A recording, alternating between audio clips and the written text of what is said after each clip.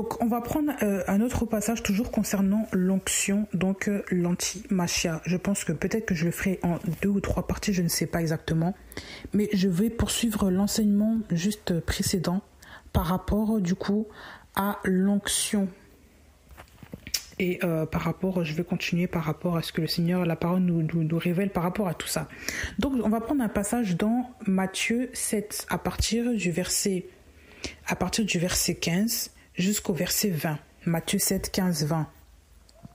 Mais gardez-vous des faux prophètes qui viennent à vous en habits de brebis, mais au-dedans, ce sont des loups ravisseurs. Vous les reconnaîtrez à leurs fruits.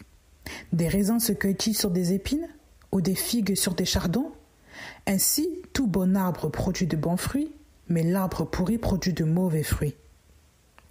Un bon arbre ne peut produire de mauvais fruits, ni un arbre pourri produire de bons fruits. Tout arbre qui ne produit pas de bons fruits est coupé et jeté au feu. Vous les reconnaîtrez donc à leurs fruits. Ici, Yahushua, c'est lui qui parle, et il révèle aux apôtres, aux disciples qui étaient autour de lui, voilà, les prophètes, comment reconnaître les faux des vrais prophètes. Et précédemment, dans l'onction précédente, je parlais de l'onction. Ici, dans ces temps de la fin, le Seigneur déjà nous avertit déjà qu'il y a des faux prophètes. Et il parle déjà, quand il dit là, il parle au présent, il dit, mais gardez-vous des faux prophètes qui viennent à vous. Il n'a pas dit, vous vous garderez des faux prophètes qui viendront. Il a dit, gardez-vous des faux prophètes qui viennent à vous. Donc c'est au présent. Garde-toi des faux prophètes qui viennent à toi. On va prendre ce mot-là, je vais voir la définition là, de faux prophètes là. Donc on va regarder dans les lexiques bibliques. Attendez, on va regarder dans les lexiques bibliques cette notion-là de faux prophètes là. Parce qu'il faut que chacun de nous comprennent ce qu'on lise. Il faut saisir les choses. Beaucoup de gens lisent comme ça, mais en vrai, dans leur vie, il n'y a aucune révélation. C'est comme s'ils vivent en dormant. Bah oui. Regardez. Le verset 15. Gardez-vous des faux prophètes. Dans le grec, on vous parle de pseudo-prophétesse. Pseudo. Ça vous parle le mot pseudo là? Pseudo, ça veut dire faux. Par exemple, pseudonyme, c'est un faux nom en fait. C'est un faux nom dans lequel quelqu'un cache sa réelle identité pour ne pas être vu. Voilà, machin. Il y en a beaucoup qui font ça sans même se rendre compte. Beaucoup mettent des pseudos. Par exemple, il y en a qui mettent des pseudos sur Facebook. Il y en a qui mettent des pseudos sur leur truc Instagram, tout ça. Ils veulent pas que leur nom apparaisse. Peut-être pas ça en amusement. D'autres, ils font ça vraiment avec des raisons précises. Mais voilà, en tout cas, les gens ne mettent pas leur vrai nom. Souvent, ils mettent des pseudos. Le mot pseudo, ça veut dire le mot faux. Pseudo, ça veut dire menteur. Pseudes, ça vient du mot pseudes. Menteur, trompeur, faux. Et c'est généralement traduit par menteur ou faux témoin. Voilà. Et ça vient lui-même du mot pseudomaï, qui signifie mentir, dire des choses fausses d'une façon délibérée, tromper quelqu'un par un mensonge. Donc, c'est vraiment le faux, le mentir, le faussement. Là. C'est ça, le mot pseudo là. Et le mot prophétesse, qui signifie les prophètes, dans les écrits grecs, celui qui interprète les oracles ou les autres choses cachées. Donc le prophète, c'est celui qui interprète un oracle que tu as reçu du Seigneur, et c'est celui aussi qui interprète les choses cachées. Voilà. Et c'est une personne aussi, quelqu'un qui, poussé par l'Esprit de Dieu, et de là son organe ou messager, déclare solennellement ce qu'il a reçu par inspiration, concernant spécialement les futurs événements, ou en particulier ceux relatifs à la cause et au royaume d'Élohim et au salut de l'humanité. Donc on parle par exemple des prophètes de l'Ancien Testament qui ont prédit le royaume, les actions et la mort de Yahushua. On parle de Yohanan le Baptiste, on parle du Messie, tout ça. On parle aussi des hommes qui sont remplis de l'esprit d'Élohim et qui parlent l'autorité d'Élohim et de ses commandements dans les paroles de poids, poussent au salut les hommes. Donc toutes ces personnes-là, on parle aussi des poètes, qui parlent sous inspiration divine, tout ça. Les chantres, souvent, qui sont interprétés aussi comme pas comme des poètes, mais je veux dire, par exemple, David était un prophète. Lui, quand il parlait, même dans ses psaumes, dans ses cantiques, comment il parle, comme il chantait, il faisait référence au Mashiach. C'était des choses qui étaient à venir, tout ça, on le sait, ça, par exemple. Donc ça, c'est une personne qui annonce les choses à l'avenir, une personne qui parle sous l'inspiration divine. Et du coup, le pseudo-prophète, donc le faux prophète, c'est quelqu'un qui se faisait passer pour un prophète divinement inspiré, mais qui annonce des choses fausses, les faisant passer pour des prophéties divines. On en voit des tas dans la Bible. Pour ceux qui sont lecteurs de la parole, il y a des tas dans la Bible de faux prophètes qui disent ceci alors que c'est faux. Et je vais prendre un exemple clair. On va prendre un exemple dans la parole pour que les gens se rafraîchissent la mémoire, par exemple, de manière claire. On va voir un passage, on va voir quelque chose, une histoire dans un roi. Un roi, à partir du verset... 1 roi 22... À partir du verset 5. Donc dans ce passage, Yehoshaphat, il voulait aller à la guerre avec le roi Akab pour aller contre les Syriens. Regardez, on va même lire à partir du début à partir du verset 1 pour comprendre. Donc Yehoshaphat aide Akab contre les Syriens, voilà. On resta 3 ans sans guerre entre la Syrie et Israël. Il arriva dans la 3e année que Yehoshaphat, roi de Yehuda, descendit vers le roi d'Israël. Donc Yehoshaphat, c'était le roi de Juda. Donc le roi d'Israël, c'était Akab.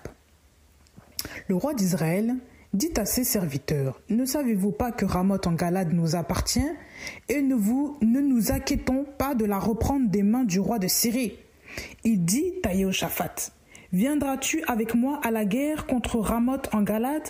Yehoshaphat dit au roi d'Israël, « Moi comme toi, mon peuple comme ton peuple, mes chevaux comme tes chevaux. » Voilà, donc ces rois ont pris la résolution d'aller ensemble contre la Syrie, reprendre Ramoth qui était en Galade. Donc Galade qui était à l'extrémité nord d'Israël et qui du coup, les Syriens s'étaient emparés de cette ville-là. Donc ils voulaient aller la reprendre pour ne peut-être pas qu'ils gagnent du terrain, enfin tout ça. Donc ces deux rois se sont accordés à aller vaincre les Syriens là-bas. Voilà. Donc, 2e épisode. Yehoshaphat dit au roi d'Israël, « Consulte aujourd'hui, s'il te plaît, la parole de Yahweh. » Donc, la parole de Yahweh, ici, juste à partir du verset 5, on apprend qu'elle sort de la bouche des prophètes aussi. Donc, les prophètes sont ceux qui reçoivent la révélation de Yahweh. À l'époque, c'était comme ça. Aujourd'hui, nous sommes un peuple prophétique. J'entends bien. Donc, c'est pas une personne qui, par exemple, tu vas aller consulter toi-même là pour... voilà, ça c'était dans le... voilà.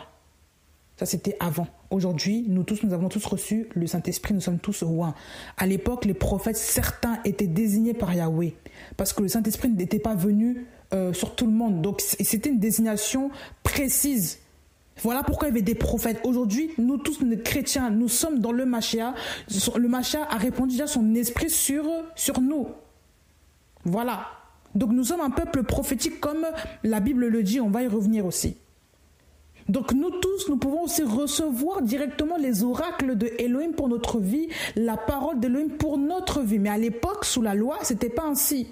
Le Saint-Esprit n'était pas encore venu. Le Mashiach n'était pas encore venu lui-même. Donc il y avait un temps pour tout. Voilà. Donc on rectifie ça de suite là. Voilà. Donc à l'époque, c'était les prophètes qui recevaient la parole de Yahweh pour les rois. Et Yehoshaphat dit du coup, consulte aujourd'hui s'il te plaît la parole de Yahweh. Et le roi d'Israël rassembla les prophètes au nombre de 400 environ, auxquels il dit, irai-je à la guerre contre Ramoth en Galade ou m'abstiendrai-je? Ils dirent, monte, car Adonai la livrera entre les mains du roi. Mais Yehoshaphat dit, n'y a-t-il pas encore ici un prophète de Yahweh? Nous le consulterons. Et le roi d'Israël dit à Yehoshaphat, il y a encore un homme pour consulter Yahweh par son moyen. Mais je le hais, car il ne prophétise rien de bon, mais seulement du mal. C'est Mikaïe, fils de Yimla. Yehoshaphat dit que le roi ne parle pas ainsi. Le roi d'Israël appela un eunuque auquel il dit « Fais venir promptement Mikaïe, fils de Yimla. » Or le roi d'Israël et Yehoshaphat, roi de Yehuda, étaient assis, chaque homme sur son trône, revêtus de leurs habits, sur la place qui se trouve à l'entrée de la porte de Samarie, et tous les prophètes prophétisaient en face d'eux. Tous les prophètes, on vous dit, ils étaient au nombre de 400. 400 prophètes qui disaient tous la même chose. Ils disaient tous la même chose. Vous vous rendez compte? Regardez. Verset 11. Tzidkia, fils de Kenana, s'était fait des cornes de fer. Et il dit, ainsi parle Yahweh, de ces cornes-ci, tu heurteras les Syriens jusqu'à les détruire. On revient aussi sur les cornes. Vous vous rappelez de l'onction là de Samuel là, enfin l'onction de David avec les cornes là que Samuel a pris pour l'ondre avec les cornes. Ça vous parle pas cornes comme les cornes ici là. On vous dit qu'il s'était fait lui-même des cornes de fer. Ce n'était pas des cornes qui venaient des animaux. C'était des cornes qui étaient faites par lui-même. Donc lui essaie d'imiter l'autorité du Mashiach. Vous vous rendez compte? L'autorité là de base là, l'autorité là qui vient d'Élohim là, que nul homme ne peut reproduire. Il s'est fait lui-même. On vous dit bien qu'il s'était fait des cornes de fer. Et il dit ainsi parle Yahweh, de ces cornes-ci, tu heurteras les Syriens jusqu'à les détruire. Tous les prophètes prophétisaient de même en disant, monte à Ramoth en Galade et réussis, et Yahweh la livrera aux mains du roi. Quelle audace de parler au nom de Yahweh ainsi alors que c'était du mensonge. Vous vous rendez compte? Et on poursuit. Au verset 13, or le messager qui était allé appeler Mikaïe lui parla en disant, voici les paroles des prophètes. D'une seule bouche, elles annoncent ce qui est bon au roi. S'il te plaît, que ta parole soit comme la parole de l'un d'eux. Déclare ce qui est bon. Mais Mikaïe lui dit, Yahweh est vivant, je déclarerai ce que Yahweh me dira.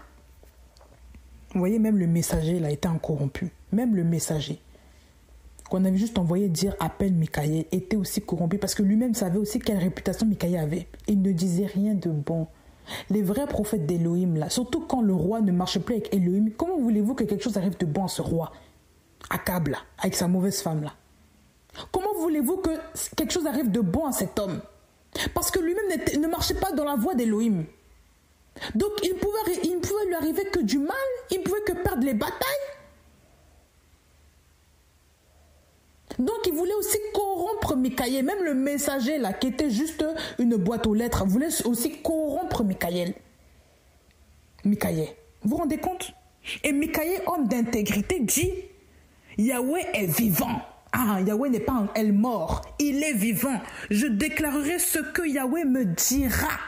Voilà un prophète authentique. Voilà un prophète d'Élohim. Voilà un homme intègre. Il ne dira que ce que Yahweh lui dira. Ce n'est pas un homme qui va inventer les choses en disant que oui, vas-y. Et qui va juste dire le plaisir dans les oreilles du roi, mais qu'en réalité ne peut même pas appliquer la vérité. C'est ça, un prophète. C'est celui qui déclare ce que seulement Yahweh lui a dit. Poursuivons.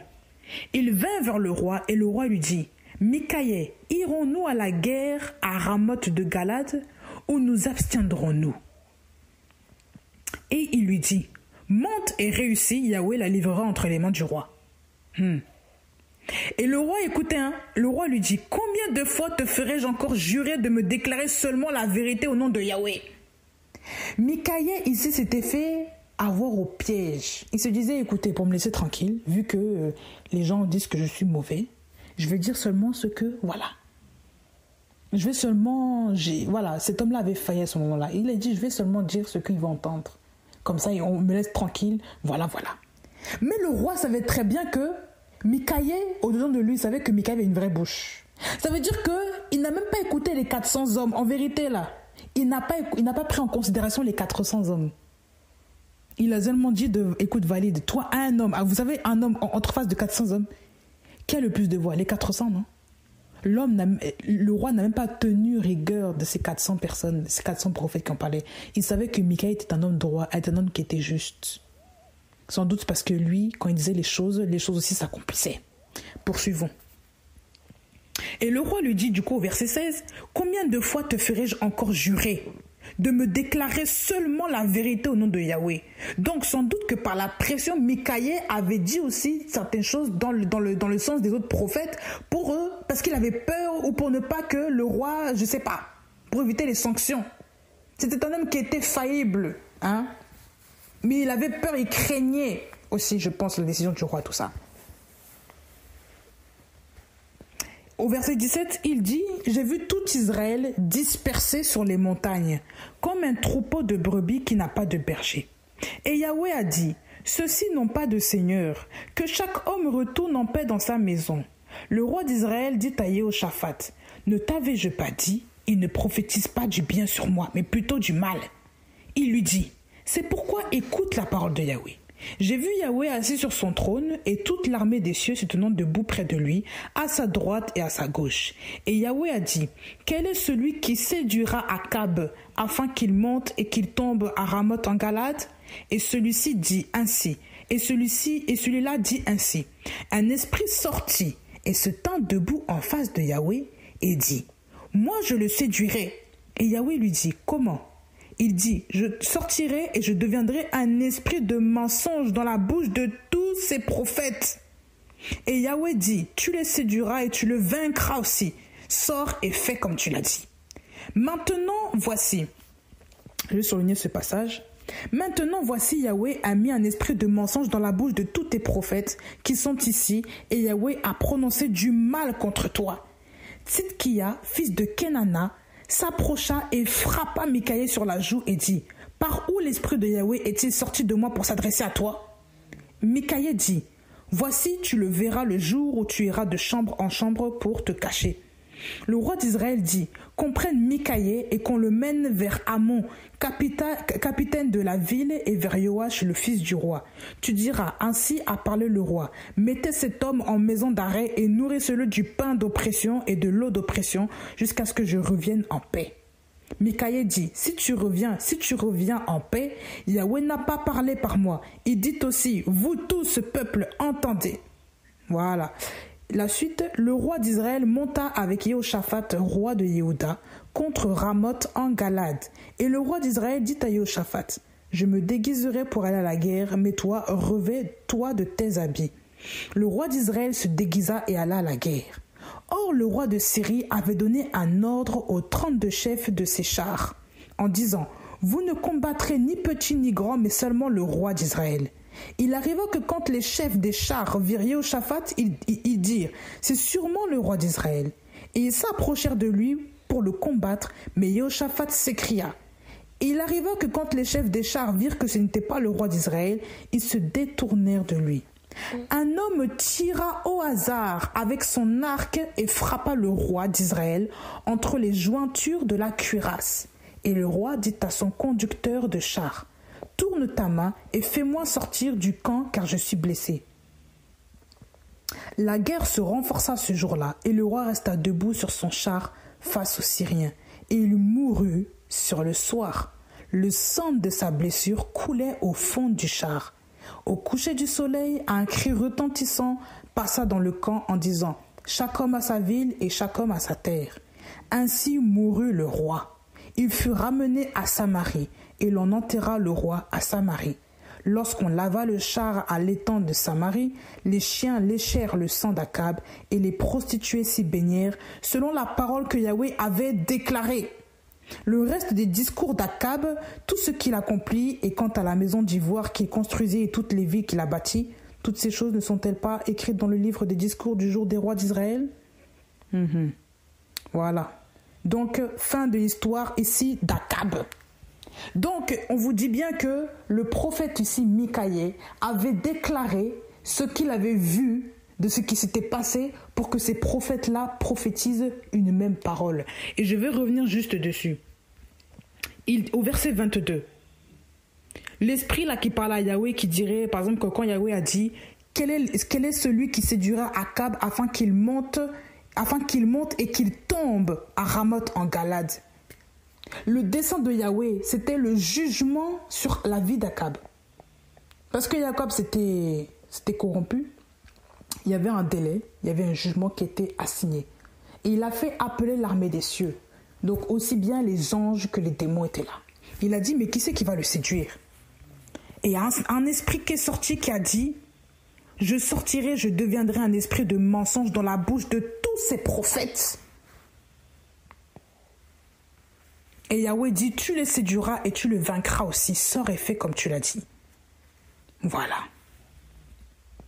Et maintenant, voici, Yahweh a mis un esprit de mensonge dans la bouche de tous tes prophètes qui sont ici et Yahweh a prononcé du mal contre toi. Voilà. Ça veut dire que vous vous rendez compte, 400 prophètes. C'est comme si vous attendez la réponse du Seigneur concernant quelque chose que vous voulez faire, entreprendre un projet n'importe. 400 prophètes vous disent la même chose. Yahweh a dit, vas-y. Mais vous, 400, déjà 2 personnes, souvent ça peut faire déjà l'unanimité. Tout le monde va écouter ces 2 prophètes-là. Mais encore 400 personnes. Imaginez 400 personnes. 400 personnes. Je vais encourager quelqu'un aujourd'hui ce soir. Quand le Seigneur te dit A, respecte, garde la parole du Seigneur qui t'a dit A.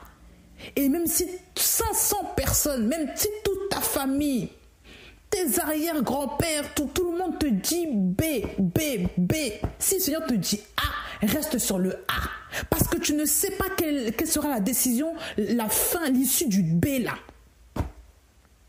Le Seigneur ne veut pas vous perdre. Le Seigneur avertit, il parle. Mais quand on désobéit, il y a un temps en fait où la repentance là, le temps de repentance maintenant devient le jugement. Il y a un temps où si tu ne rectifies pas ta conduite, c'est le jugement en fait, et pour tout homme. Donc ça c'était le temps du jugement d'Akab. Il avait dit mais il faut qu'il tombe, il va monter à Ramoth en Galade et il doit tomber. Mais qui va partir le séduire? Et c'est un esprit de mensonge qui s'est pointé dans la bouche de ces prophètes.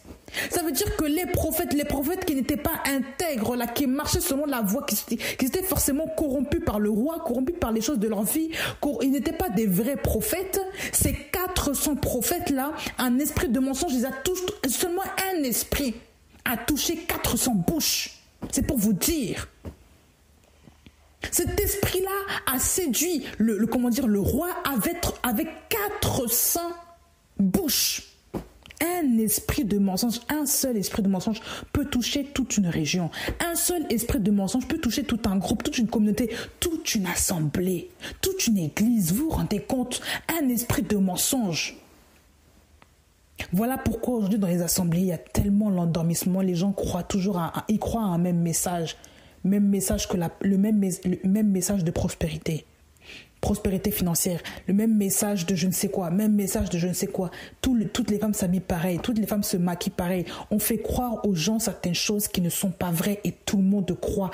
Il n'y a pas de personne qui sache discerner que ce n'est pas ça la volonté du Seigneur. Pourquoi? Parce que ils sont déjà frappés par le jugement, de même que le roi. De même que le roi était frappé par le jugement d'Élohim, ces prophètes aussi étaient aussi la cause de sa mort. Donc eux aussi étaient frappés du jugement sans même qu'ils s'en rendent compte. Parce qu'ils sont allés dans le sens de la prophétie d'Élohim qui se disait il va tomber. Mais il fallait que ce plan-là s'accomplisse.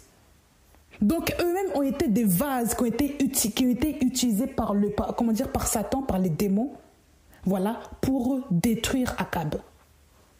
Donc, certaines personnes qui se disent prophètes, soi-disant, sont aussi des faux prophètes qui vont aller dans le sens du jugement d'Élohim sur votre vie. Et ça, sans même vous rendre compte. Parce que beaucoup se persuadent eux-mêmes qu'ils sont dans la vérité alors qu'ils pratiquent le péché toute la journée. Et ils s'étonnent, après ils se disent « Ah, mais le prophète est encore avec moi, le prophète a dit que je vais monter, je vais réussir, je vais monter, je vais réussir. » Les prophètes. Mais quand il y en a un qui parle et dit ça, c'est pas la volonté de Dieu parce qu'il y a ça. Qui connaît l'historique du roi. Voilà. Voilà pourquoi aussi Saül partait consulter, il consultait les morts. Il allait voir une nécromancienne là, je sais plus comment on appelle ça, là, les femmes, les voyantes qui faisaient, les médiums, les femmes médiums là, qui appelaient les morts pour recevoir des prophéties, tout ça. Voilà. Il faisait appel à des femmes comme ça, parce qu'il n'était pas croyant. Parce qu'il savait très bien que Elohim n'était plus avec lui. Et comme il savait aussi, le roi Akab savait que ce qui sortait de la bouche de Mikaël n'était pas un mensonge. Soi-disant, je pense que avant que Mikaël a dû dire certaines choses qui étaient vraies, mais comme il ne l'aimait pas parce qu'il disait rien de bon concernant lui, concernant sa vie, voilà. Mais il savait très bien que Mikaël n'était pas un menteur.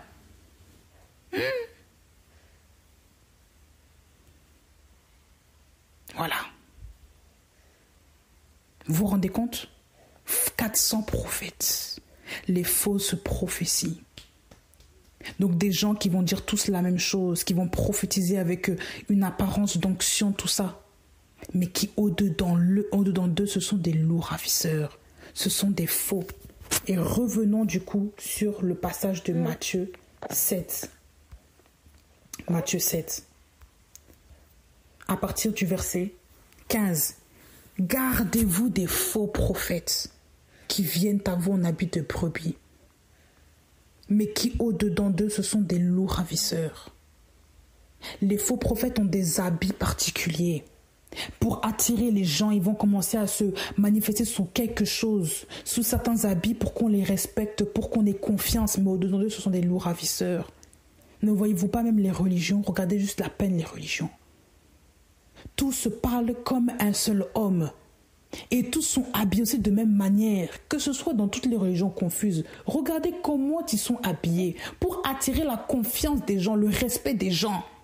Et c'est souvent des habits tout blancs. Bah oui, avec des grosses croix ou des gros foulards. Il faut montrer que c'est bien repassé, que tout ça, que voilà, il faut des belles voiles assemblées, il faut l'apparence, il faut mettre ça sur le top pour attirer les gens. Mais on vous dit qu'il faut se garder de ces faux prophètes. On vous dit qu'il faut se garder.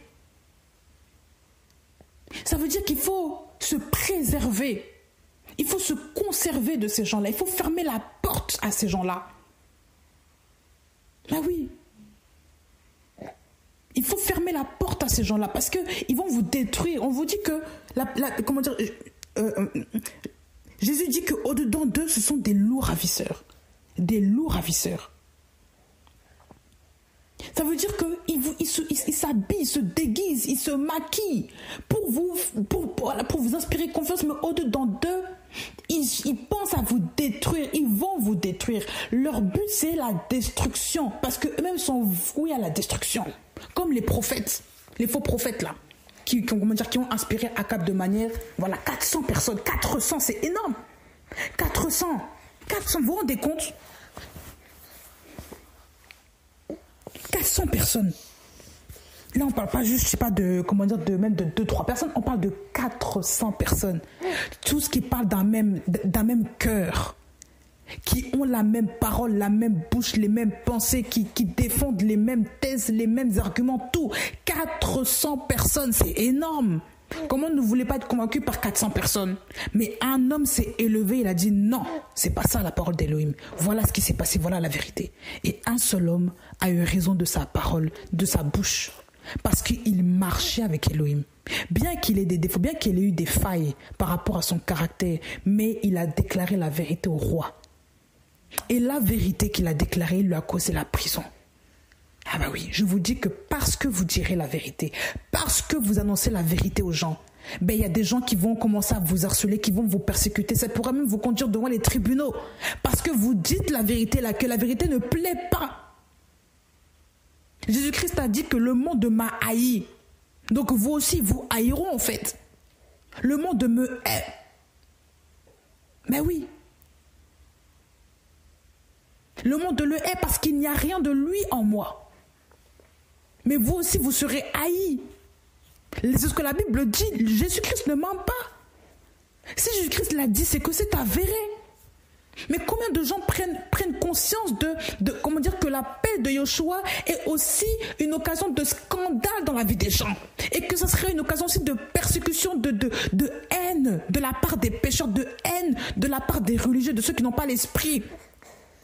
On va vous détester, on va vous persécuter, on va vous poursuivre. Ben oui. On va vous en vouloir pour rien. Comme les pharisiens qui cherchaient absolument à tuer le Mashiach.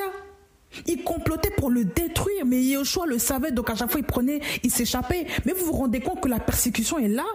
C'est les gens qui ne disent pas la vérité qui ne sont pas persécutés, c'est parce qu'il faut se poser des questions. Le Mashiach n'est pas là, parce qu'il marche comme tout le monde. Mais le jour où vous allez prendre position, vous allez voir qui est qui maintenant. Le jour où vous allez commencer à marcher dans le Mashiach, vous allez voir que certaines personnes là, ce sont des véritables païens. Ils n'aiment pas le Seigneur. Ils sont là juste à l'église parce que c'est un mouvement de foule. Parce que voilà, il y a l'ambiance, on danse, il y a le synthé, il y a la batterie, il y a la chanteuse qui chante bien. Voilà, on met je sais pas comment dire, on va commencer à mettre l'accent, la musique africaine, tout ça. Mais la vérité, ça, elle est pas là. La vérité, elle est pas là. Vous pensez que la vérité, c'est danser à l'église le dimanche? Comme des je sais pas quoi là. Vous pensez vraiment que c'est ça? Et toujours les mêmes musiques là, juste pour bien ambiancer les gens. Vous pensez vraiment que c'est ça? Les gens se trompent. Les gens se trompent. Il y a un gros problème d'enseignement dans les assemblées. Vous ne comprenez rien. Pourquoi est-ce qu'on ne rappelle pas même ces paroles? Pourquoi est-ce qu'on ne vous dit pas des paroles ça dans l'église? Parce que les gens veulent garder un auditoire, ils veulent vous séduire pour vous faire comprendre que voilà comment dire, l'église du Mashiach c'est ça. Il faut comprendre ça, que c'est la joie, la bonne humeur avec tout le monde. Il ne faut pas dénoncer les gens, il faut toujours être dans un stade où on ne dit rien à personne. On fait comprendre que la vie c'est une vie d'hypocrisie, une vie de danse, une vie de chant. On fait comprendre du n'importe quoi. Mais oui. Vous pensez vraiment que la parole c'est ça? Jésus-Christ a dit de manière claire que le monde le hait. On va reprendre ce passage-là. Parce que beaucoup ne réalisent pas cela. Beaucoup pensent seulement que le Seigneur, quand il parle là, il parle d'une manière, je sais pas, juste imagée comme ça ne nous concerne pas, ça c'est lui seul. Ah bon? Nous sommes ses disciples. Si vous êtes réellement ses disciples, là, vous vivrez ce que Yeshua a vécu. Ben oui.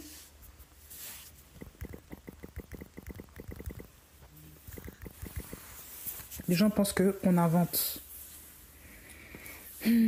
Yohanan 15, Jean 15, verset 18-19. Regardez. Jean 15, verset 18-19. Si le monde vous hait, sachez qu'il m'a haï avant vous. Si vous étiez du monde, le monde aimerait ce qui lui appartiendrait en propre. Mais parce que vous n'êtes pas du monde et que je vous ai choisi hors du monde, à cause de cela, le monde vous hait. On n'a pas dit le monde vous aimera parce que vous appartenez au Mashiach. Non, le monde vous hait. Donc tous les chrétiens, soi-disant, qui sont aimés de tout le monde parce que, soi-disant, ils font des vidéos, ça, c'est pas des chrétiens. Le jour où ces chrétiens vont commencer à vivre la vraie vie de Yeshua, ils vont commencer à voir le vrai visage des gens. Il y aura plus de persécution que d'amour. Parce qu'on vous dit qu'il y a beaucoup de gens qui iront en enfer, mais qu'il y en aura très peu d'élus. Donc forcément, il y aura beaucoup plus de personnes qui vont vous haïr que de personnes qui vont vous aimer réellement. Ben oui. Si vous faites un peu l'équation là, ça résout tout. Voilà pourquoi on a plus de persécutions que des acclamations dans ce monde si on est réellement chrétien. Ben oui. Voilà pourquoi aussi, comme la Bible le dit, celui qui a beaucoup d'amis en a pour son malheur. Parce que avoir beaucoup d'amis, c'est aussi avoir aussi des gens qui sont très mélangés. Donc quand toi tu as beaucoup d'amis, c'est ton malheur là que tu es en train d'ouvrir là sur toi. Voilà. On n'a pas dit celui qui n'a pas d'amis, qui n'a, voilà. On n'a pas dit qu'il ne faut pas avoir des amis, parce qu'on a vu que David avait aussi Yohanan comme ami. Voilà, que la Bible dit même que Jésus-Christ, voilà, la Bible en parle des amitiés, tout ça. C'est pas un problème. Mais il faut savoir sélectionner, choisir ses amis. C'est pas tout le monde à qui tu vas commencer à parler, en fait, mon frère, ma soeur, là. C'est pas tout le monde avec qui tu dois faire ami, tu dois parler, commencer à raconter ta vie, taper dans la main, commencer à faire des soirées, tout ça. Mais c'est pas comme ça, là. En tant que chrétien, il faut savoir rester sanctifié. La sanctification, c'est aussi choisir ses compagnies. Selon la parole, sur les critères de la parole. C'est pas tu as un ami, juste tu t'entends avec lui. Juste parce que tu as une vie qui correspond, tu vas commencer à être ami avec la personne, mais tu ne sais même pas qui est cette personne dans la vérité. Il faut arrêter un peu là. Surtout les femmes. Les femmes aiment les copines. Ah! Vous ne comprenez pas ça? Il faut savoir choisir, sélectionner dans la parole, à travers les critères de la parole, qu'est-ce qu'une bonne amie, qu'est-ce qu'une bonne compagnie tout court. Parce que quand on dit ami, on pense toujours à l'extérieur, mais dans ta propre famille, là, tu as des gens qui peuvent être aussi trop en ta compagnie, ça peut être ta cousine, je sais pas, ta soeur, peu importe. Mais si cette personne de ta famille, là, n'est pas une bonne compagnie, il faut t'en séparer, hein. Bien sûr, en dehors du mariage, tu peux sélectionner aussi les personnes avec qui tu veux fréquenter. Ah oui. Et les enfants qui sont sous ton toit, qui sont encore chez toi, ça tu peux pas. Les enfants qui sont sous ton toit, qui sont encore chez toi, tu peux pas, voilà, tu peux pas t'en séparer. Ton mari, tu peux pas t'en séparer, ou ta femme. Mais les autres personnes de l'extérieur, tu peux quand même faire un tri, non? Ben oui. S'ils sont une mauvaise compagnie et qui déteignent sur toi, la parole dit que les mauvaises compagnies corrompent les bonnes mœurs. On n'a pas dit que les mauvaises compagnies n'ont pas d'effet sur les chrétiens. Elles corrompent les bonnes mœurs. Toi qui as des bonnes mœurs là spirituellement, tu ne comprends pas? Tu ne comprends pas déjà que tu risques d'être détruite, que la corruption c'est la destruction. Tu risques d'être détruite à cause d'une mauvaise personne, à cause de plusieurs personnes. Tu ne comprends pas ça? Voilà, je ferme cette parenthèse là. Si vous étiez du monde, le monde aimerait ce qui lui appartiendrait en propre. Donc si vous êtes du monde, c'est normal que tout le monde vous aime. Parce que vous êtes comme le monde. Il n'y a pas de problème. Mais parce que vous n'êtes pas du monde et que je vous ai choisi hors du monde, à cause de cela, le monde vous hait. Quand on dit le monde, on ne parle pas que les gens qui sont autour de toi, forcément. Parce que si ce sont des chrétiens véritables, voilà, forcément, il y a l'amour du Seigneur, il y a l'amour fraternel, tout ça. Mais quand on dit le monde, on parle de ceux qui sont attachés à cette terre-là, ceux qui sortent du monde, ceux dont la mer est Babylone, et non pas ceux dont la mer est la Yerushalayim céleste. Non pas ceux dont le Père, est Yoshua, ceux dont le Père est Satan. C'est de ceux-là qu'on parle, qu'on dise le monde c'est eux. C'est pas l'environnement, on parle de ceux qui sont attachés au monde là. Voilà. Ceux qui ont comme Père Satan. Voilà. Il y a l'engendrement des enfants d'Élohim et l'engendrement des enfants de Satan. Voilà. Il y a deux postérités comme dans Genèse 3 là. Hein? Eh bien, on parle de la postérité de la femme qui va écraser la tête du serpent, qui va écraser aussi, qu'il va y avoir un combat entre les enfants du serpent et entre les enfants de la femme. Entre les enfants là, voilà, de la femme, de ceux qui sortiront Yoshua. Mais il faut veiller, il faut comprendre ici là. Il y aura une guerre. Donc les gens qui sont amis avec tout le monde, c'est pas normal. Parce que quand tu affiches fièrement et franchement qui tu es en Machia, avec tes principes à la clé de tous les jours, ta mise en pratique de la parole tous les jours, il y en a qui vont te combattre parce que c'est spirituellement qu'on juge de ça. Il y en a qui vont t'attaquer spirituellement, ils vont pas te supporter. Ils vont t'attaquer physiquement, ils vont dire mais toi t'es comme ça. Ils vont commencer à te combattre par la langue, les mots, même parfois physiquement, parce qu'ils ne te supportent pas. Mais toi tu penses que c'est seulement oui c'est... Non mais attendez, vous franchement, honnêtement là, beaucoup sont mélangés. Voilà pourquoi ils ne voient pas ça. Ils pensent que la vie des chrétiens, c'est être beau, tout genre. Ils n'ont rien compris. On ne vous a pas annoncé les enjeux d'être chrétien sur terre. On ne vous a jamais dit ça. En fait, on vous a occulté la vérité. Et vous-même, parce que vous ne lisez pas la parole, vous vous êtes aussi voilé les yeux tout seul. Au lieu d'écouter des pasteurs qui vous disent prospérité, mariage, sexualité dans le couple, tout ça, qui vous enseignent des salades, vous préférez écouter des gens qui disent du n'importe quoi au lieu d'écouter la parole. Voilà pourquoi vous êtes encore à ce point-là. Pour beaucoup d'entre vous, vous êtes corrompus, vous ne comprenez pas ça. Repentez-vous sincèrement. Hein. Repentez-vous sincèrement, vous avez vraiment besoin. Vraiment. J'ai goûté encore une personne hier, quand j'ai parlé avec elle, une femme d'un certain âge, qui me disait encore que moi, je vais me remarier, le Seigneur a mis un homme devant moi. Elle est divorcée, hein. Elle va se remarier, le Seigneur a mis cet homme-là devant elle, en plus d'une autre confession, même pas un chrétien, rien à voir. Voilà, il est de l'autre côté. Et elle veut quand même se marier avec lui parce que c'est Jésus-Christ qui l'a mis devant elle. Tout ça, c'est Dieu qui a fait. Déjà dans ma tête, je me suis dit à un certain âge, tu te remaries encore. alors que tu as déjà un passé avec des hommes et tes enfants ont été infectés, même le divorce de leur père, tu vas encore te remarier, même pas, tu ne connais pas cette personne-là, tu te remaries aussi facilement comme ça. Tu n'as même pas connu la personne depuis 1 an. Et je parle d'une femme qui a peut-être plus de 20 ans de plus que moi. C'est pour vous dire, je me dis, mais la révélation de la parole est où? Et cette femme-là, tous les dimanches, ce sont des gens que tu les vois dans les églises, mais je me dis parfois, mais qu'est-ce qu'ils entendent comme message? Ou alors, qu'est-ce qu'on leur prêche? Ou pourquoi ne lisent-ils pas? Mais oui. Et je lui ai conseillé de prendre son temps, parce que directement, elle me parlait de mariage avec l'homme, là, j'ai dit, déjà, d'une autre confession, là, ça, déjà, c'est dangereux. Tu connais ces hommes-là, comme ils sont là-bas? Tu connais c'est quoi leur Dieu? Tu sais quelle guerre? Si tu es réellement chrétienne, tu vas vivre la guerre. Si tu ne vis pas la guerre, c'est parce que tu es comme eux. Ben oui. Mais les gens ne se rendent pas compte. Ils ne se rendent pas compte dans quoi ils s'embarquent. Ils ne se rendent pas compte. Et ils nous parlent de remariage après un divorce qui a été avéré. Je dis, Seigneur Jésus. Mais ces gens-là, vraiment, il y a des gens qui ne comprennent rien. Et quand tu parles de la parole avec eux, ils mélangent des choses. Tu te dis, mais non.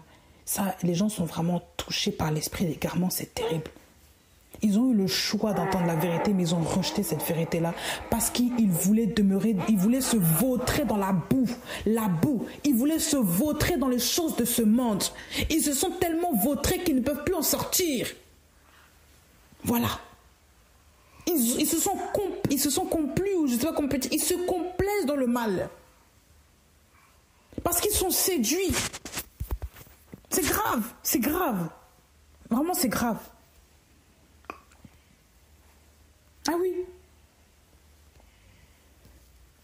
Quand on parle de Matthieu 7, verset 15, mais on vous dit qu'il y a des faux prophètes, il faut se garder de ces gens-là. Ils viennent avec des apparences qui sont toutes belles, vous pensez qu'ils sont gentils, mais ça c'est du faux tout ça là. Ça veut dire qu'aussi il y aura beaucoup l'accent mis sur les apparences. Sur les apparences. Les vêtements, les costumes, l'aura, le charisme, tout ça. Les habits, c'est ça aussi. Mais la Bible dit au verset 16, vous les reconnaîtrez à leurs fruits. Des raisins se cueillent-ils sur des épines ou des figues sur des chardons? Ainsi, tout bon arbre produit de bons fruits, mais l'arbre pourri produit de mauvais fruits. Un mauvais arbre ne produira que de mauvais fruits. Donc ce sont des gens qui sont des arbres pourris. Et donc on les reconnaîtra à leurs fruits. Donc ça veut dire qu'ils ont une apparence qui est belle, comme l'arbre de la connaissance du bien et du mal qui était beau en apparence, qui avait l'air goûtu tellement que Ève a voulu le croquer. Mais quand l'intérieur là, c'est la pourriture. C'est ça, c'est cette image là, vous comprenez pas? La fausse prophétie. Le Seigneur avait dit au départ à Adam et Ève, mais tu mangeras de tout arbre du jardin, tous les arbres là, tous. Mais celui-là, tu n'en mangerais pas parce que le jour où tu en manges, tu vas mourir. Donc l'arbre là, les arbres qui étaient autour là, c'était ceux qui détenaient la connaissance. En fait, c'était ceux qui permettaient à ce que l'homme vive naturellement. Donc c'était toute parole qui sort de la bouche d'Élohim. C'était ça. Toutes les paroles qui sortent de la bouche d'Élohim. Ah oui. Mais le péché, les faux prophètes, il ne fallait pas manger de cet arbre, manger de ce fruit-là. C'est de ça que Elohim parle. Il dit qu'il fait référence à l'arbre par rapport à Adam et Ève dans Genèse. Ainsi, tout bon arbre produit de bons fruits, tout bon arbre. Mais l'arbre pourri produit de mauvais fruits. On vous dit que tout bon arbre, tu mangeras de tout arbre du jardin. Parce qu'ils savaient que les autres arbres étaient bons. Mais l'arbre pourri, mais l'arbre de la connaissance du bien et du mal là, produit de mauvais fruits là. Tu sais, tu n'en mangeras pas sinon tu vas mourir. Donc ça c'est clair. Faites la juxtaposition entre le verset 17 de Matthieu 7, 17 et le verset de Genèse 2, verset 15. Vous allez comprendre la réalité des choses. Pourquoi le Seigneur parle de ça? Et il vous dit au verset 18, un bon arbre ne peut produire de mauvais fruits, ni un arbre pourri produire de bons fruits. Tout bon arbre ne produit pas de bons fruits, qui ne produit pas de bons fruits, est coupé et jeté au feu. Tout arbre, qui ne produit pas de bons fruits est coupé et jeté au feu. Vous les reconnaîtrez donc à leurs fruits. Ah oui. Voilà pourquoi dans l'Apocalypse, on vous parle de l'arbre de vie. Voilà, l'arbre de vie qui est le Mashiach lui-même. Voilà. Un bon arbre ne peut pas produire de mauvais fruits. Un chrétien ne peut pas pratiquer le péché. C'est aussi clair que ça. Une personne qui se dit je crois en Dieu, quelle que soit la religion, bref. Une personne qui se dit je crois en Yahweh Elohim, bien qu'elle soit habillée comment. Mais on doit le voir par ses fruits de tous les jours, on doit le voir par sa foi, on doit le voir par ses fruits. Les œuvres là. Le témoignage aussi du Saint-Esprit, mais le témoignage aussi par les œuvres de chaque jour, la manière de parler, la manière de se comporter avec les gens, le pardon, la joie, la repentance, ce sont des fruits de l'esprit, la bienveillance, l'amour, la paix aussi, des gens de paix, pas des gens qui font la guerre partout où ils vont. Qui eux-mêmes font la guerre. Je n'ai pas dit qu'il n'y a pas la guerre envers eux, mais eux-mêmes, et c'est eux qui produisent les querelles. Non. Donc il y a un comportement que les gens, on le voit à leurs fruits. Et les fruits ne poussent pas du jour au lendemain. Non. Les fruits ne poussent pas du jour au lendemain. Les fruits, c'est pas du jour au lendemain qu'un kiwi va pousser. C'est pas du jour au lendemain qu'une mangue va venir sur l'arbre. Ça veut pas dire que l'arbre, maintenant tu vois les feuilles, que la mangue du jour au lendemain elle sera là. Non, pas du tout. Ça n'existe pas, ça. Il y a même des arbres, les racines doivent se faire pendant des années avant que même le tronc commence à sortir. Et donc le fruit résonne plus. Donc ça prend du temps. Ça veut dire que voir quelqu'un qui est réellement chrétien, ça prend du temps. C'est pas du jour au lendemain que tu sais qui est qui. Ça prend du temps. Voilà pourquoi aussi, pour savoir à qui on a affaire, il faut demander à l'esprit. Il faut demander à l'esprit de lui, il faut prier. Seigneur, qui est cette personne? Est-ce que je peux faire confiance à cette personne-là? Il faut avoir un jugement objectif. Il ne faut pas seulement être dans les émotions. Oui, il est du même pays que moi, il est comme moi, elle est comme moi, elle est gentille. On a les mêmes, son fils s'appelle comme le mien. Je ne sais pas, vous savez des choses comme ça souvent qui sont totalement charnelles et humaines là. Non pas que c'est une mauvaise chose, mais quand même, il ne faut pas se baser dessus pour se dire si c'est une bonne personne ou pas. Il faut savoir quel est le témoignage de l'esprit. Qu'est-ce que l'esprit te dit concernant cette compagnie? Qu'est-ce qu'il te dit concernant ce soi-disant frère ou cette soi-disant sœur là? Parce que ça se trouve que c'est un pseudo-frère, une pseudo-sœur, et qu'on ne sait pas réellement qui est qui. Voilà pourquoi il faut veiller. Voilà pourquoi il faut observer la parole aussi pour voir quels sont les critères. Comment est-ce que les gens se comportent? Quels étaient le comportement de certains? Pourquoi est-ce que l'un se comporte comme ça? Parce que souvent, quand on ne lit pas la parole, on ne peut pas savoir qui est qui. Mais quand on lit la parole, on a la lumière, on a le discernement. Mais oui. Vous les reconnaîtrez à leurs fruits. Donc c'est dans le temps qu'on va voir qui sont ces personnes-là. C'est avec leurs œuvres, leurs comportements, leurs manifestations qu'on va voir qui sont ces personnes-là. Ben oui. Et un fruit aussi, c'est avec les effets de ce qu'il produit en toi que tu vas voir s'il est bon ou mauvais. Je m'explique. Par exemple, si tu prends une orange. L'orange, par exemple, si d'apparence elle paraît belle, mais d'intérieur elle est pourrie, toi tu la manges. Elle va te donner des petits troubles digestifs. Ce sera inconfortable. Est-ce que tu vas continuer à la manger? Si tu sais que toutes celles qui sont dedans, on te dit qu'elles sont toutes comme ça là, tu vas continuer à la manger? Non. Pourquoi? Parce que ça produit du mal en toi. Ça te fait beaucoup de mal. Mais une orange qui est normale, qui est bien portante. Une orange qui est bien portante. Tu vas la manger naturellement, ça va te faire du bien. Ça te donne la santé, la vie. Ou même si, par exemple, humainement parlant, par exemple, il y a des gens qui sont allergiques à certains fruits ou à certains légumes. Quand ils mangent ces légumes-là, bien qu'ils soient bons pour d'autres personnes, quand ils mangent ces légumes-là, les légumes vont produire des effets secondaires terribles chez ces personnes-là parce qu'ils les ont ingérés. Alors que d'autres fruits, ça ne sera pas la même chose. Donc si ce fruit-là ou ce légume-là te crée des problèmes, vas-tu encore en manger? Bien qu'il soit mûr? Non, parce qu'il te crée des problèmes. Il te fait du mal, il ne te donne pas la santé, il peut te conduire même à mourir si tu en ingères trop, parce que ça peut être dangereux pour toi. Donc le Seigneur, lui, nous met en garde. Quand vous mangez les enseignements des prophètes, des enseignants sur Internet qui vous disent des choses, dans votre vie, ça produit autre chose. Honnêtement, qu'est-ce que... Voilà. Ça produit quoi dans ta vie? Moi, vous savez, je vais vous dire quelque chose. J'écoutais beaucoup d'enseignants sur Internet au début de ma conversion. J'avais tout juste peut-être 20 ans. 20 ans, ou je crois 20 ans, pas 21 ans, 20 ans. 19 ans, 20 ans, tout ça. J'écoutais beaucoup de prophètes. Les prophètes que beaucoup connaissent aujourd'hui sur YouTube. Ah oui. Qui ont des grandes églises, tout ça. Des grands prophètes, qui ont des grands pasteurs, bref, qui ont des grandes assemblées. Et tout le temps dans ma vie, j'ai des problèmes de sanctification. J'étais pas, il y a quelque chose qui manquait. Et même, je me tournais même vers tout ce qui était coaching personnel, parce que ces gens-là aussi l'enseignaient indirectement. Ils ne présentaient pas Yoshua, ils présentaient les techniques humaines pour s'en sortir dans la vie. Et moi, je commence à suivre ça, je commence à mettre des routines pour m'en sortir dans tel domaine, pour faire ceci dans tel domaine. Je prenais des trucs, je sais pas, pour parler.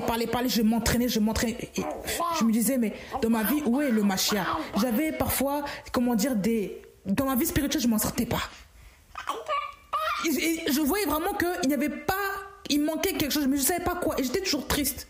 Mais je m'accrochais quand même à Yoshua parce que je me disais, non, un jour, je vais comprendre, je sais pas, il y a quelque chose qui bloque, je sais pas quoi. Mais je voyais bien que j'étais à côté, il manquait quelque chose. Et le jour où j'ai arrêté de fréquenter même l'assemblée où j'étais, j'ai commencé à me tourner véritablement vers le Mashiach. J'ai commencé à arrêter les enseignements parce que le Seigneur m'a touché réellement d'une autre manière. En écoutant des messages qui étaient purs et tournés vers la parole, j'ai même senti la différence. Je me suis dit, mais l'enseignement là que la personne parle est vraiment pur, il est honnête, waouh, on sent vraiment que c'est l'esprit là, on sent la vérité. C'était autre chose. J'ai commencé à arrêter d'écouter les enseignements de ces pasteurs qui disaient souvent des choses qui étaient controversées, controversables et qui étaient horribles même parfois à entendre. J'ai arrêté d'écouter ça. Et quand j'ai commencé à marcher dans l'intégrité, la sanctification, mais j'ai commencé à avoir des combats même dans ma propre famille. Parce que j'écoutais un message qui, pour eux là, le message que je mangeais, qui était la parole vivante là. Même quand tu manges la parole, le Seigneur t'éclaire. Mais les gens là qui mangent les arbres pourris ne te supporteront pas, toi qui écoutes la vraie parole. Parce que toi tu manges de l'arbre de la parole. Mais eux mangent de quel arbre? Quand on entend des messages qui sont controversés, inventés de toutes pièces, qui sont faits par les francs-maçons, qui sont faits par, les grands dirigeants de ce monde, qui ne sortent même pas de la Bible, comment voulez-vous aller bien? C'est pour ça qu'il y a des gens qui sont toujours dans la publicité, qui ont toujours des penchants bizarres, qui sont toujours dans le péché, ils ne font que tomber, ils s'étonnent. Mais pourquoi? Parce que le machin n'est pas là, la parole révélée n'est pas là. Parce que tu écoutes aussi des messages trompeurs. Tu manges des fruits, des mauvais fruits. Tu manges des fruits qui te donnent de la diarrhée spirituelle sans même t'en rendre compte. Mais toi, tu penses que c'est ça la vraie nourriture. Mais après, les effets spirituels sont sur toi. C'est pour ça qu'il y a toujours des maris de nuit, des femmes de nuit qui t'attaquent. Des esprits bizarres qui t'attaquent. Mais tout le temps. Je ne dis pas que ça n'arrive à personne. Ça arrive à tout le monde. Mais tu pries, voilà. Mais quand tout le temps, tu es toujours vaincu par les attaques du diable. Dans ta vie, tu ne triomphes pas. Ta vie, c'est toujours des coups de... C'est comme si c'est une guerre permanente envers toi-même. Même dans ton caractère ne change pas. Tu vois pas qu'il y a un problème là? Tu ne te poses pas des questions? Tu es toujours aussi voleur, aussi menteuse que quand tu étais dans le monde. Tu sors toujours avec les hommes. Même si tu vas à l'église, tu te dis, je vais changer, mais tu es toujours dans les mêmes péchés qu'avant. Voire même pire. Ou tu fais d'autres péchés, ça ne te touche même pas quand on te dit que c'est pas la parole, ça ne te touche, ça ne te fait... Tu vois pas qu'il y a un problème, tu vois pas que tu manges quelque chose qui n'est pas vrai. Les faux prophètes donnent des faux messages, des messages tronqués. Ils donnent la connaissance du bien et du mal. Ils donnent la connaissance du bon ou du mauvais. Ils mélangent les choses. Voilà pourquoi ils peuvent mélanger l'évangile de Yeshua avec l'évangile du monde. Avec la parole du monde. Et ils vous disent, c'est ça la parole, il faut manger. Coaching personnel, développement personnel avec le Yeshua. Le charme, on vous dit même que oui, il faut être ceci pour être attirant, pour attirer les âmes. Il faut être beau sur soi. Il faut mettre des trucs de valeur. Il faut la prospérité. Il faut avoir beaucoup d'argent pour réussir dans la vie. Voilà ce qu'on va enseigner maintenant dans les assemblées.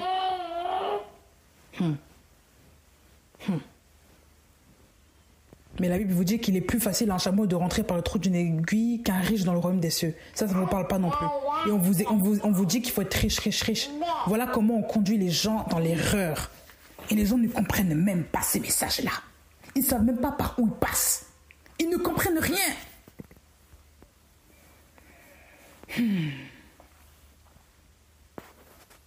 Regardez bien hein, au verset 21. Regardez. Ce n'est pas quiconque me dit « Seigneur, Seigneur » qui entrera dans le royaume des cieux, mais celui qui fait la volonté de mon Père qui est dans les cieux.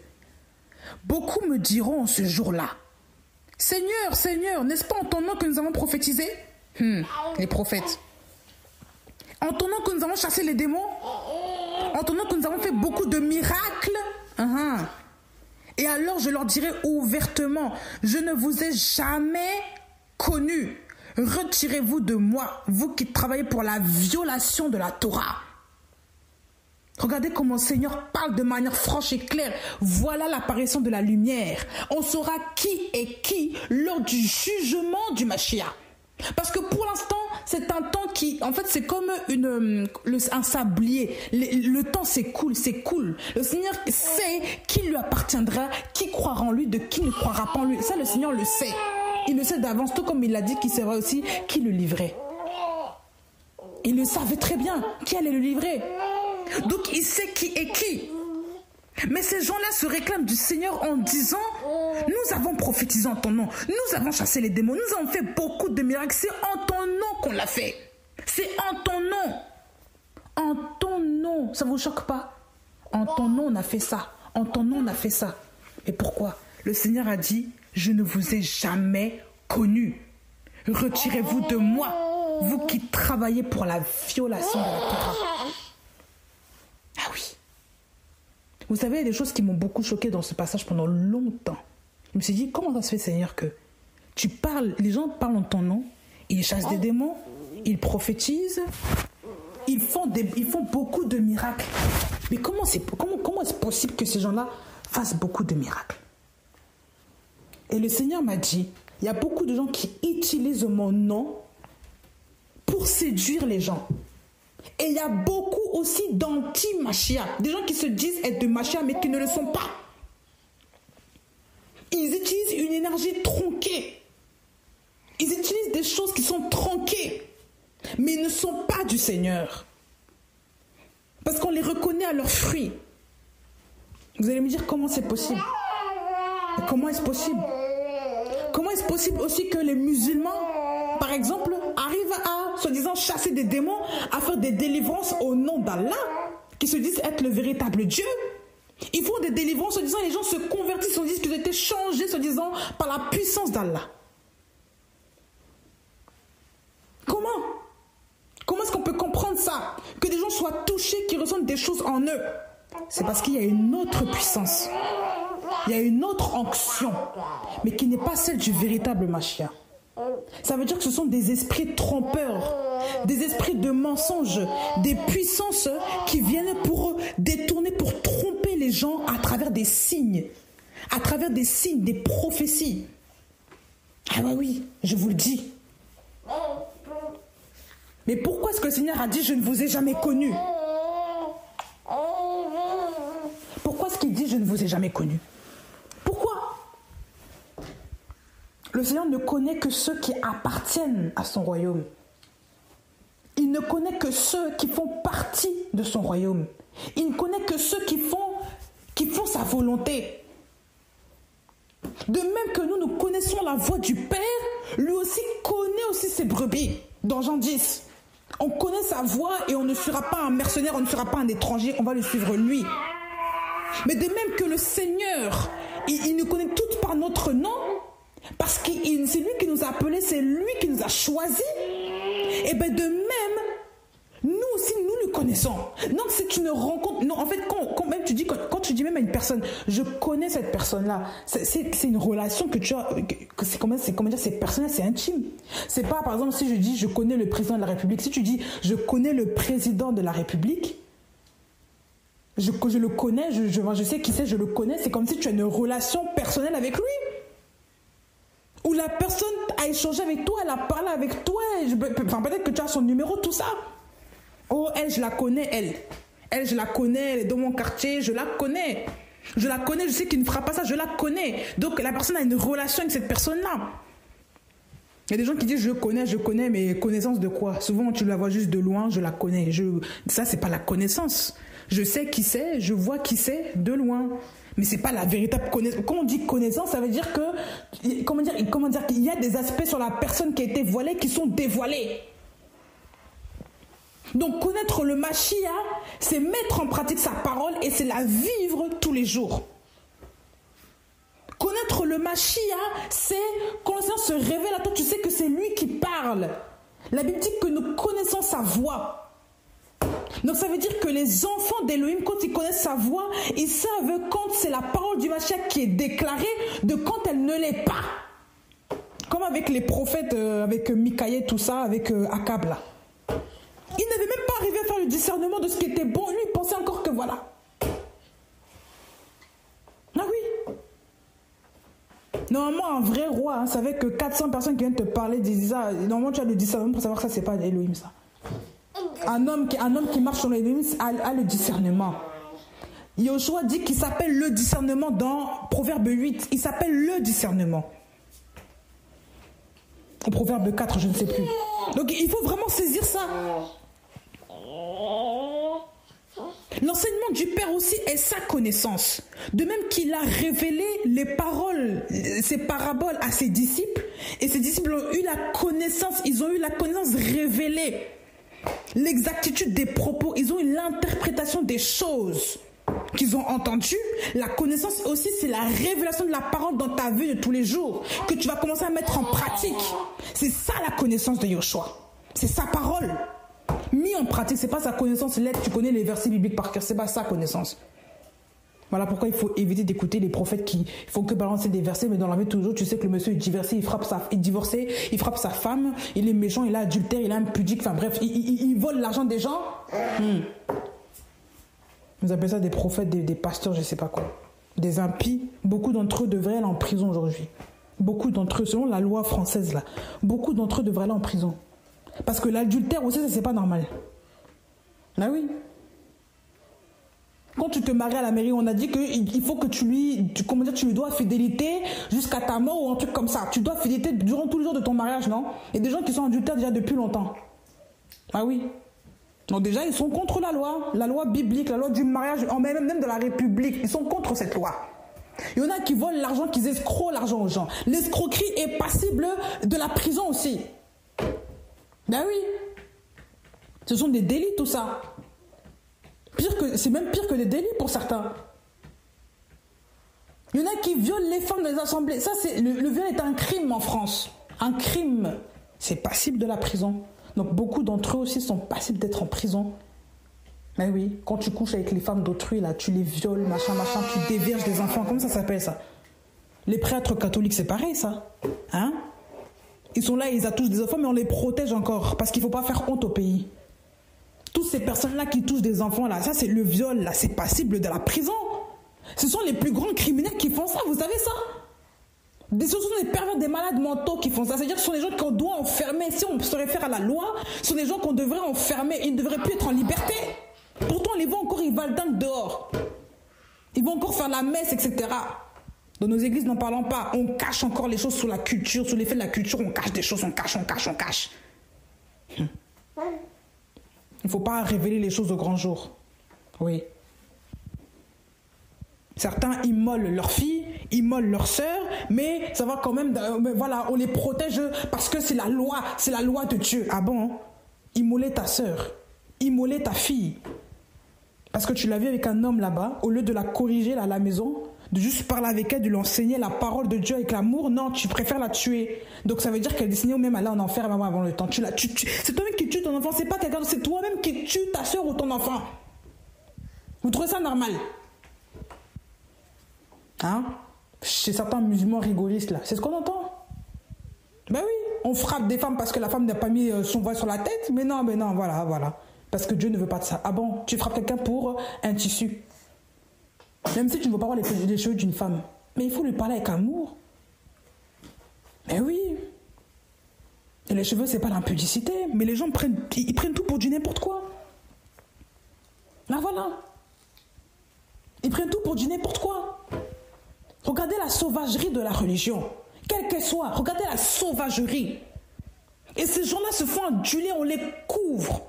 Mais au jugement, ces gens-là vont être attrapés. Parce que le Seigneur le dit ici qu'ils seront jugés. On a prophétisé en ton nom. Quelle que soit la religion, on a prophétisé en ton nom. On a fait beaucoup de miracles avec notre source. Comment est-ce que tu peux nous dire que tu ne connais pas? Ah oui. Et le Seigneur dit ouvertement. C'est pas fermement, en secret. Il dit ouvertement. Je ne vous ai jamais connu. Retirez-vous de moi, vous qui travaillez pour la violation de la Torah. Donc ces gens-là travaillent pour la violation de la Torah. Quand on travaille pour quelque chose, on est conscient qu'on travaille pour le mal. On est conscient, ça veut dire que ces gens-là ont une conscience. Ils savent très bien qu'il y a des choses qu'ils faisaient qui n'étaient pas normales. Mais ils le pratiquaient quand même. Ils le pratiquaient quand même. Et ils pensaient tronquer la vérité à travers des messages, des prophéties, des miracles, je sais pas, des signes mensongers, tout ça. Ils pensaient tronquer la vérité comme ça. Alors que la vérité n'est pas troncable. Voilà. Donc, la somme de tout ça, c'est la destruction. La somme de tout ça, c'est la destruction. Et ces faux prophètes sont aussi, qui ont cette puissance satanique là pour faire des faux miracles. Ils ont aussi une puissance, ces gens-là. Donc ce sont des personnes qui sont faussement ointes. Ils se réclament du Seigneur mais ne le sont pas. Et on les appelle des prophètes parce qu'ils soi-disant ils ont une puissance, quand ils parlent ce sont des choses qui voilà, machin. Ce sont des anti-machia. On a vu que le mot machia voulait dire oint. Ce sont des anti-machia. Des anti-machia. Et je vais faire l'introduction. Je vais faire l'introduction avec un passage. On va voir l'introduction avec un passage. On va prendre un passage dans 1 Jean 2, verset 18. Enfants, c'est ici la dernière heure. Et comme vous avez entendu que l'antimachia vient, maintenant aussi beaucoup d'antimachia sont apparus. De là, nous savons que c'est la dernière heure. On vous dit que vous avez entendu que l'antimachia vient. Mais que beaucoup d'antimachia sont apparus. De là, nous savons que c'est la dernière heure. On vous dit qu'il y en a beaucoup aussi qui sont apparus. Parce que l'antimachia, le véritable, va venir. Donc, il y a aussi beaucoup d'anti qui vont se lever aussi. Beaucoup de faux prophètes qui vont faire beaucoup de prophéties. Beaucoup de miracles mensongers. Qui vont commencer à chasser beaucoup de démons avec des puissants. Ça veut dire que les démons vont s'accorder avec les faux prophètes. Il y aura un esprit de mensonge terrible à la fin des gens, un esprit trompeur. Qui va tromper les gens de plus en plus à ce qu'ils croient des faux prophètes, ce qu'ils croient aux fausses prophéties. Donc quand on comprend ça, on ne peut plus se baser sur ce que les hommes disent, mais sur ce que la parole d'Élohim dit. C'est pour ça que je vous ai conduit. Il faut arrêter d'écouter plus la parole des hommes que la parole d'Élohim. Parce que vous allez être trompés facilement. Dans ces temps de la fin, il y a des esprits trompeurs terribles. Il y a des esprits de mensonges terribles. Et si vous ne faites pas attention, vous serez à la renverse. Vous serez détruits avec la plupart des gens qui iront en enfer. Que l'esprit de l'Élohim vous garde. Ayez le discernement. Et à la prochaine, dans une prochaine vidéo.